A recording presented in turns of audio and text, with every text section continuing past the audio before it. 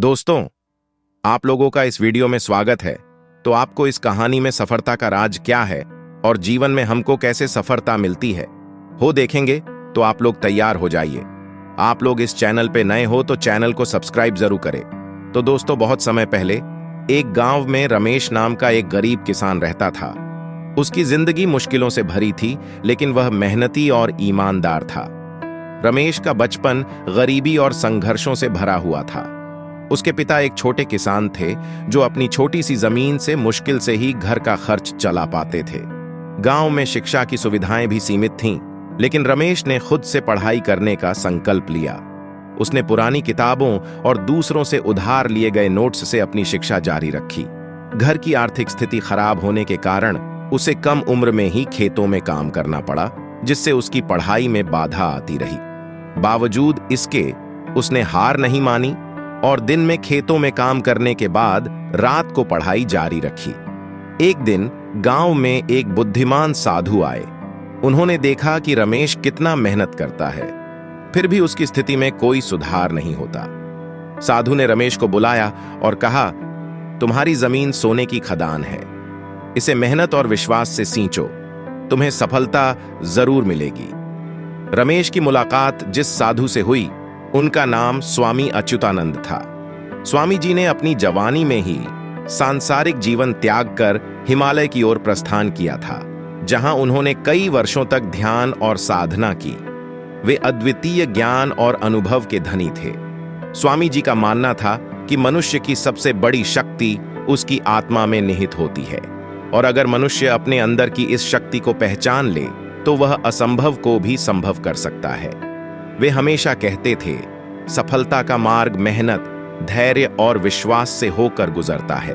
स्वामी अच्युतानंद ने रमेश को न केवल खेती के बारे में सलाह दी, बल्कि जीवन के अन्य महत्वपूर्ण पहलुओं पर भी मार्गदर्शन किया। उन्होंने रमेश को सिखाया कि जीवन में सकारात्मक सोच का महत्व कितना अधिक है।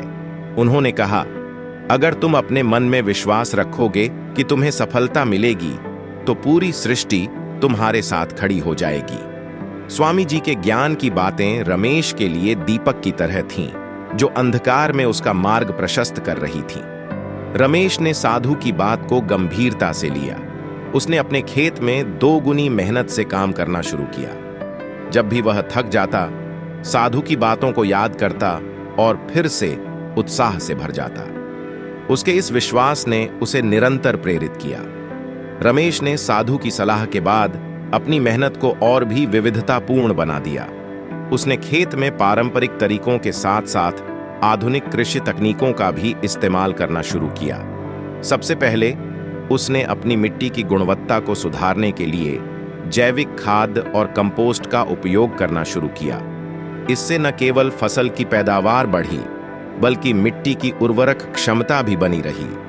रमेश ने फसल चक्रण की विधि अपनाई, जिससे मिट्टी के विभिन्न पोषक तत्वों का संतुलन बना रहा और भूमि की उत्पादकता में वृद्धि हुई। पहले साल में कोई खास बदलाव नहीं हुआ, लेकिन रमेश ने हार नहीं मानी। उसने धैर्य बनाए रखा और अपने काम को जारी रखा। दूसरे साल उसकी फसल में थोड़ी बहुत बढ़ोतरी हुई। तीसरे साल में उसकी मेहनत का फल उसे मिलने लगा। उसकी फसल बहुत अच्छी हुई और उसकी स्थिति में सुधार हुआ। रमेश की सफलता की कहानी पूरे गांव में फैल गई और उसने अन्य किसानों को भी प्रेरित किया। गांव के ही श्यामलाल, जो हमेशा अपने खेत की कम पैदावार से निराश रहते थे, रमेश से मिलने गए। रमेश ने उन्हें अपने अनुभव और तकनीकों के बारे में बताया। श्यामलाल ने रमेश की सलाह मानकर अपने खेत में जैविक खाद और उन्नत बीजों का उपयोग शुरू किया।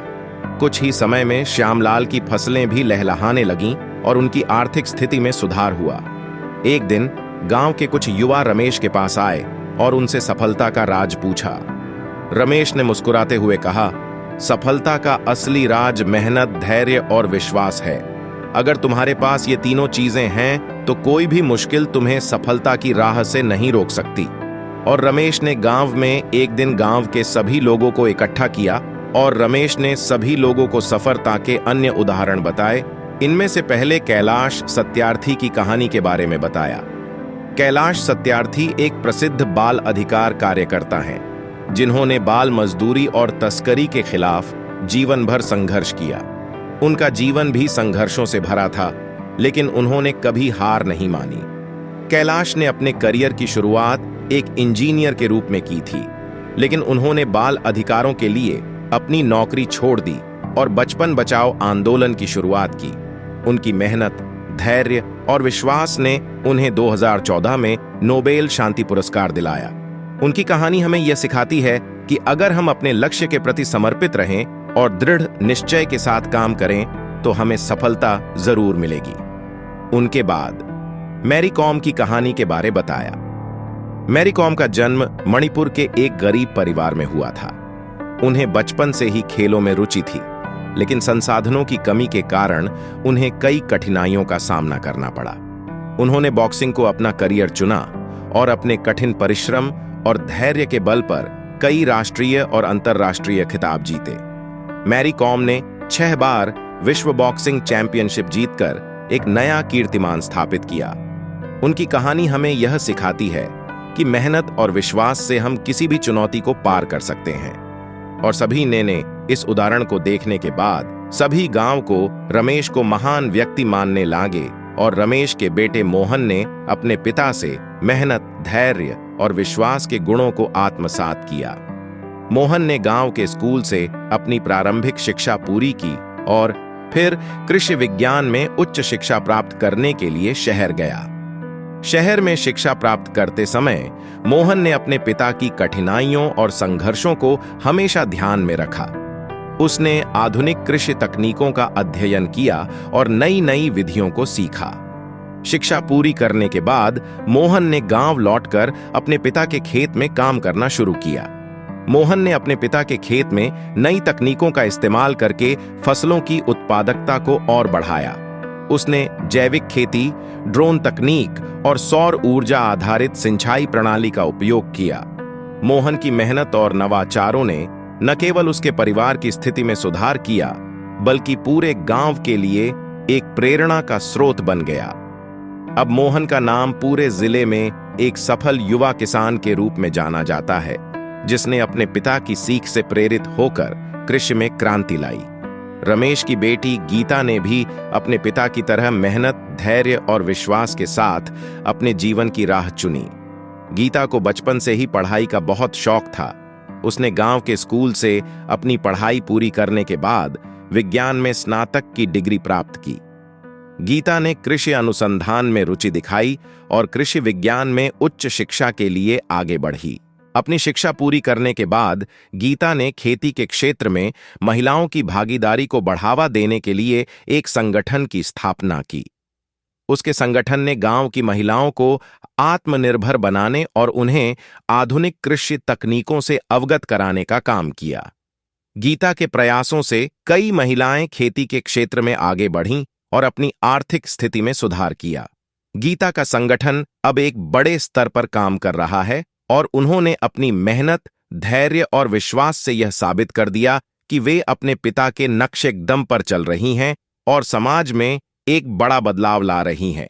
तो दोस्तों, आपको भी इस कहानी को देखने के बाद जीवन में उतारने की कोशिश करना, तो आपको भी समय का महत्व समझना है, तो डिस्प्ले में इस वीडियो पे क्लिक करके देख सकते हो। तो दोस्तों, ये स्टोरी अच्छी लगी हो तो दोस्तों को भी शेयर करें और लाइक करें। तो चलिए दोस्तों, मिलते हैं अगली स्टोरी पे। Thank you.